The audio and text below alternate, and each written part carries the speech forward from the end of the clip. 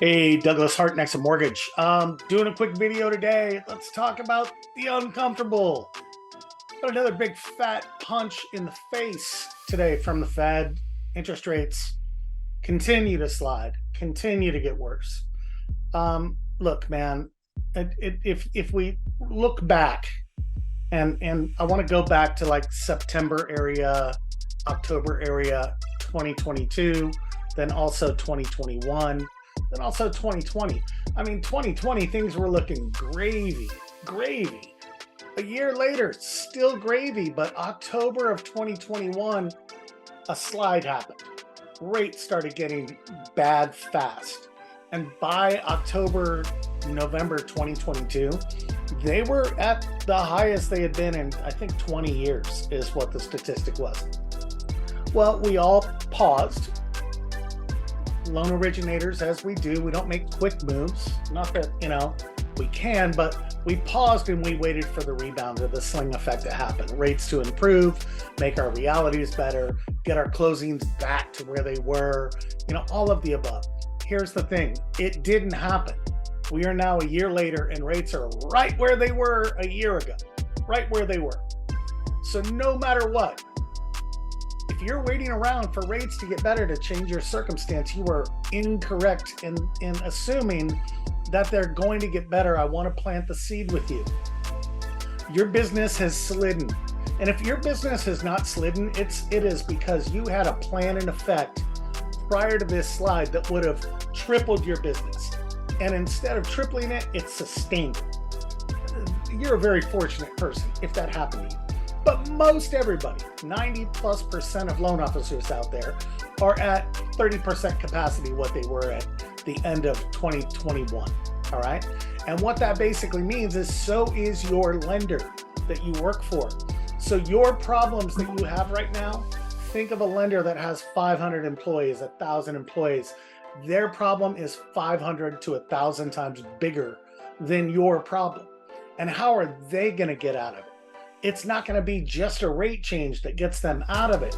They're going to have to claw their way back slowly over time with an extended amount of corporate margin to bail themselves out of this mess.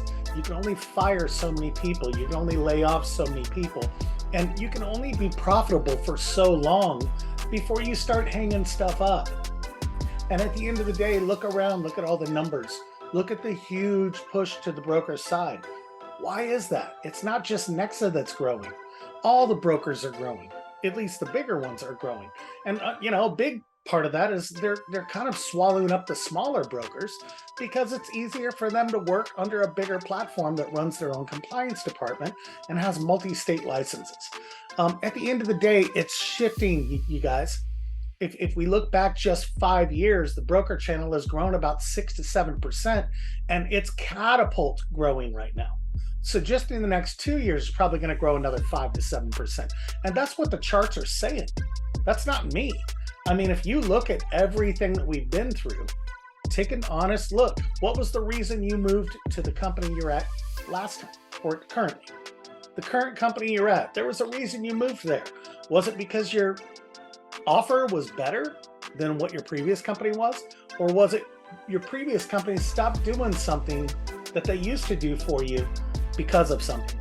I mean, at the end of the day, it really comes down to this. If you are the one bringing in the loan, you are choosing to pay for that transaction. We all sell money. Loan officers sell money. It's a matter of at what rate and expense to our clients do we sell it, and how fast of a service can we get it for them. That's all it comes down to, folks. And I can tell you, having 207 lenders, I can promise you something. You missed business in the last 2 years if you didn't have a bunch of lenders and a bunch of options. And if you think you didn't, my friend, you were in denial. And that is not a river in Egypt. That is denial. You don't know what you don't know. I'm telling you right now, take a good, honest look at the broker side. Even if it's not Nexa, I can promise you something. If Nexa did not provide me what I needed, I would have been gone. I've been here 4.5 years. I would have been gone. Nexa's changed 9 times since I've been here. every single change was more advantageous to me and what I make as a loan officer. And I'm very fortunate in the CEOs of this company, the two guys that started it with a loan officer centric mind.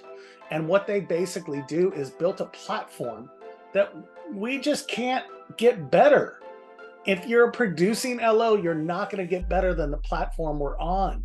By all means, and this is what I usually tell people, I ask, what makes you successful? What are the top 3 things that make you successful at this business?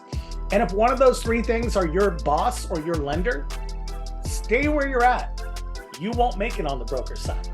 If you need the lender to actually make you successful, meaning you need their marketing and specifically theirs, stay where you're at. You're not going to be creative enough to do it on your own on the broker side. If you need them to close your loans because of fulfillment, stay where you're at. You're not good enough to make it on the broker side.